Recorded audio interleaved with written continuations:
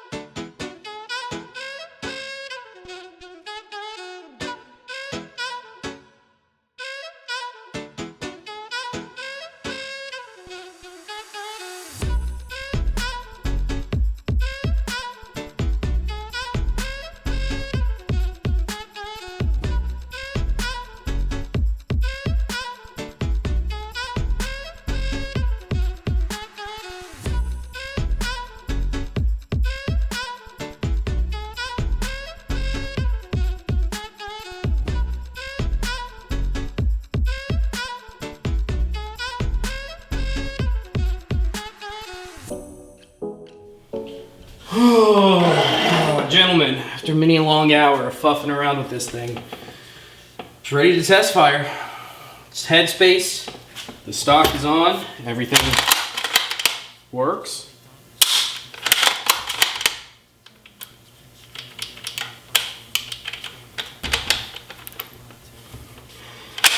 Everything is working as it's supposed to. I'm exhausted from this build. This build has wrecked me today. I've spent the better part of like 6 or 7 hours working on this, but I wanted to get it done for this weekend, so what are we gonna do? We are going to test fire this weekend, see how it runs. If it runs well, we'll work on the stock next, so get ready. We'll take you guys out to the range. I'm gonna go take a shower and a sleep. I'll take you guys out to the range. I'm exhausted. I'll see you guys this weekend. All right. All right. Put my earplugs in. Hopefully the wind doesn't disturb you guys too much. This is just gonna be our first test. We're gonna make sure it works. Leave me a comment before you see. Do you think it's gonna blow up on me? As always, do you think it's gonna blow up? Let's find out. All right, let's start with the soft points. Remember, you got to switch your selector lever up to on so you can get the full magazine.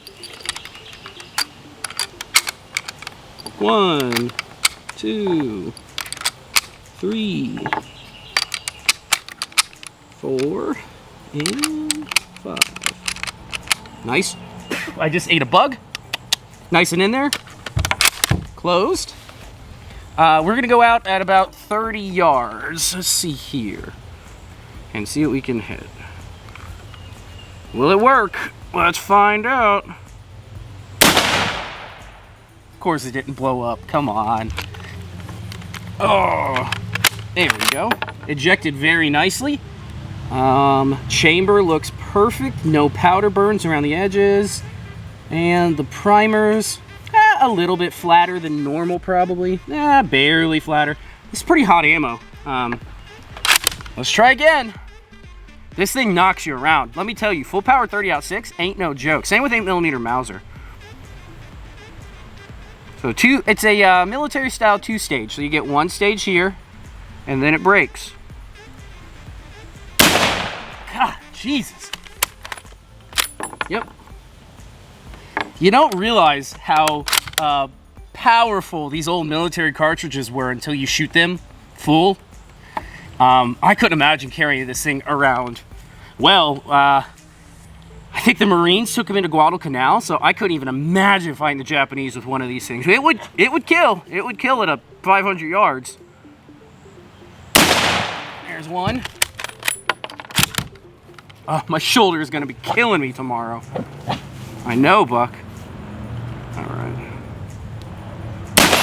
Here's a good hit. One more. One more. And I know I'm not using the sling properly. Jesus Christ, this thing hits hard. Especially off your shoulder.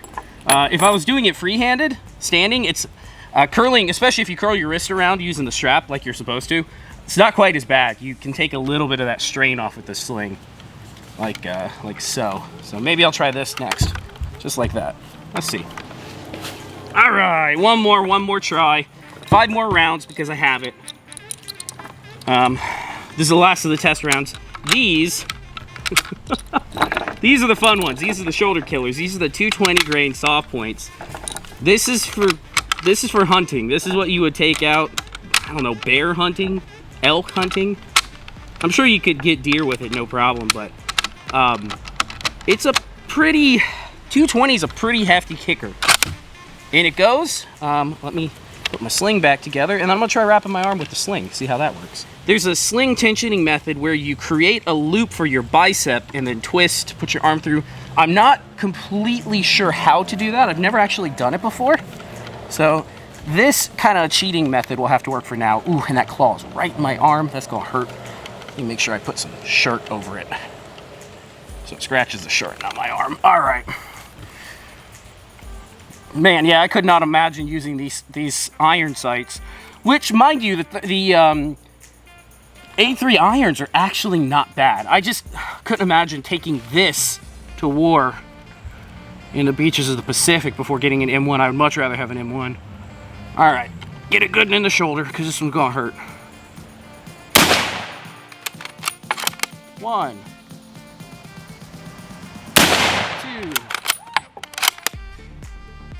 2. And I knocked the target over backwards. It actually, the sling support method actually helps my shoulder quite a bit. Miss.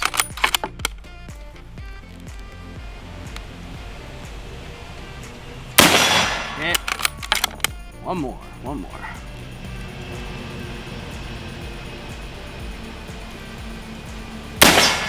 Oh, that's it.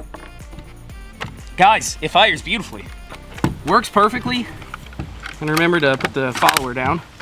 All original, mind you, minus, so everything's original minus the rear sight. I had trouble getting the old rear sight on. The old rear sights were staked in place. The staking causes a lot of trouble. It breaks the little teeth on here, on the receiver, and it just makes putting an original rear sight back on a hell of a nightmare. So I did use the aftermarket rear sight. As far as I can tell, it's gonna work perfectly. But yeah, shoots dead nuts on. I have it adjusted. I have it zeroed here. We haven't done any adjusting to check. So it is totally dead nuts on. It shoots, it's great. So next thing we need to do is work on the stock. So next video, we are going to get some stock work done. I'm gonna sand out all these little, like, I don't know, Arsenal oil marks that are in here. Just do a light sanding on it, bring it up. And then we're going to do it original style with boiled linseed oil. I'm not gonna stain it. And we'll talk about some history of how stocks were done back in the 30s and 40s when we do that video. Really interesting. I did a whole bunch of research on how one of these stocks was originally done. So we'll talk about that. I'll give you guys a little history on how it was done and why they turn red. Because a lot of people love that old red patina. It truly would be like a wood patina. Why it gets that way. So if you think you know the answer, leave it in the comments. If you don't, stay tuned for next week when we work on cleaning this stock up and oiling it. And I'll give you guys all the answers for all the research I did on why the old guns look so beautiful. And how interesting it is that a soldier back then would not have had a gun that looks like what we have today. We have this picture in our head of this beautiful, rich, red Arsenal-looking gun. It wouldn't have looked like that back in the 40s. Kind of interesting, so. All right, gents, I'll see you guys next Monday. It shoots. Let's do it. I'll catch you guys later.